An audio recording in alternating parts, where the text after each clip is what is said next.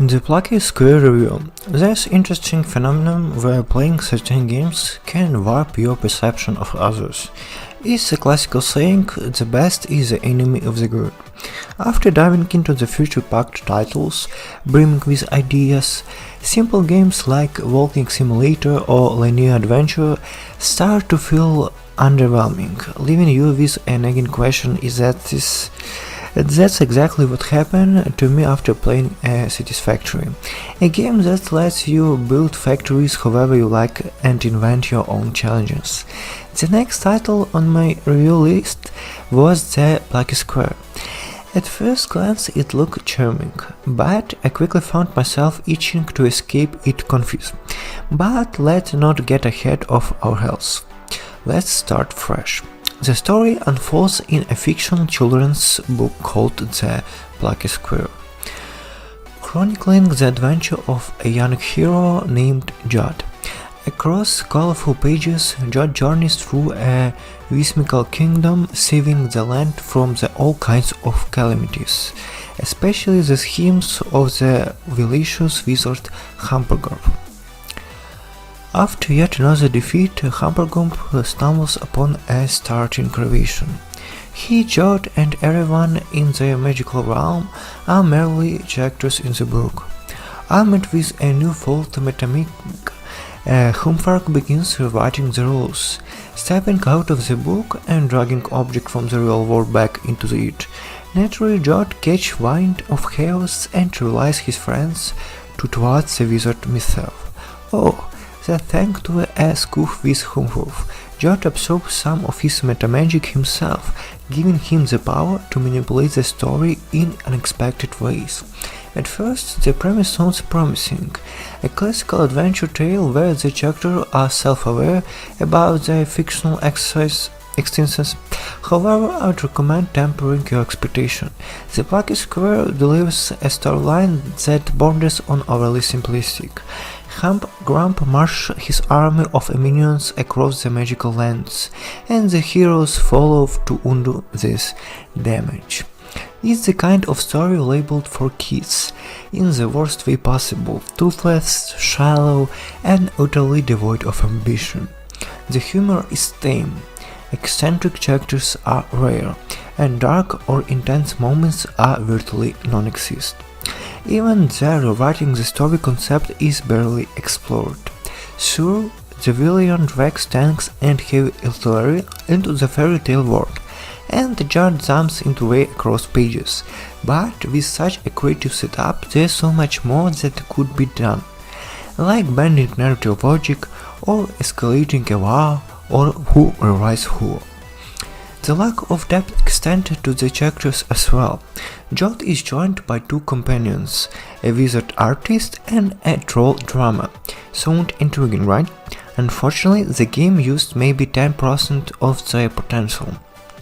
They simply tag along as a Judd's entourage, trudging through basic self-confidence arcs. It's short, predictable, and ultimately dull.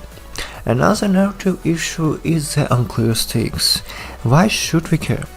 Saving a kingdom in a book feels underwhelming on its own, so the game adds this justification.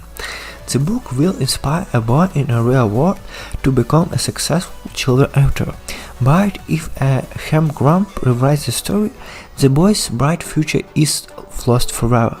That's not exactly compelling. The developer seems to sense this, as they up to enter near the end.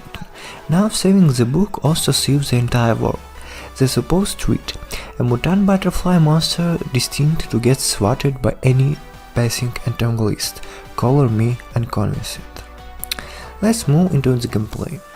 At its core, the Plucky Squire resembles a 2D Legend of Zelda. You view the action from above as a Judd slash enemies with his sword and solve puzzles in compact arenas. This spices things up. The developers toss in a mix of one-off minigames. The first boss fight, for example, is a parody of the classic boxing arcade game Punch-Out.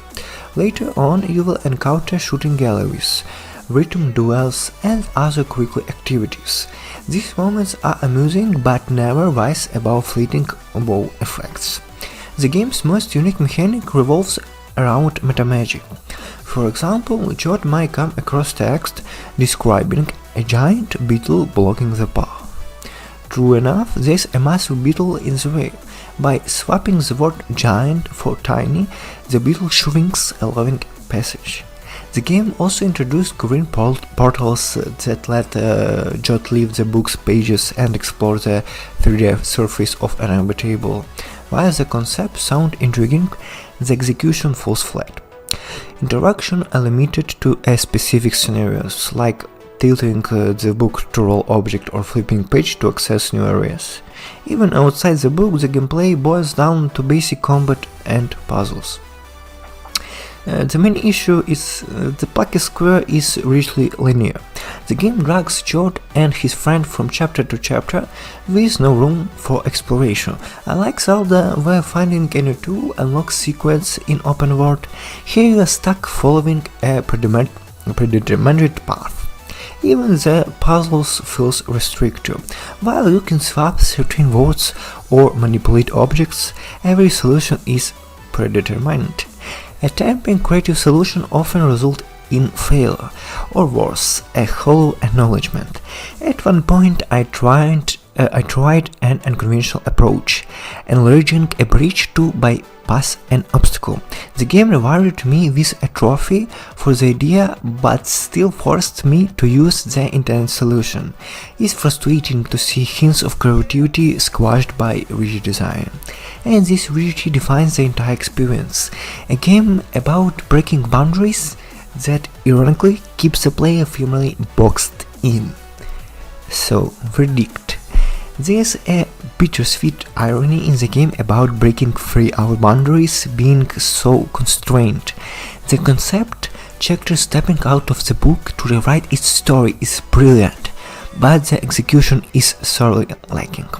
Portals only work in designing spots, tools are limited to scripts events, and the text manipulation mechanics is painfully underutilized.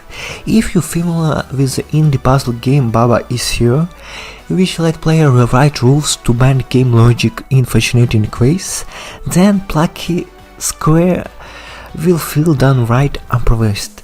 Beyond its missed potential, the game offers light entertainment but fails to develop any of its systems into something truly engaging. The story too is disappointingly simplistic, rarely capitalizing on its unique premise. That said, the game does deserve praise for its visuals. Both the storybook sword and the 3D tabletop environments are brimming with a charm and creativity. But what's good is all the beauty if you're stuck on rails, unable to explore or make meaningful choices.